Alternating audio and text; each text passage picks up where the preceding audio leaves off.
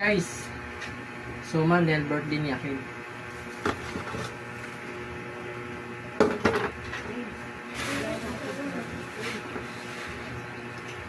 So ganito lang technique guys, no?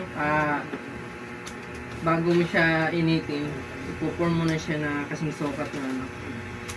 Mga 8 by 10 yung lapad.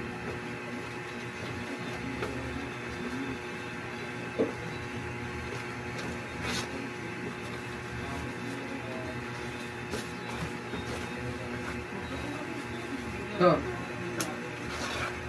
ganito lang sukat guys.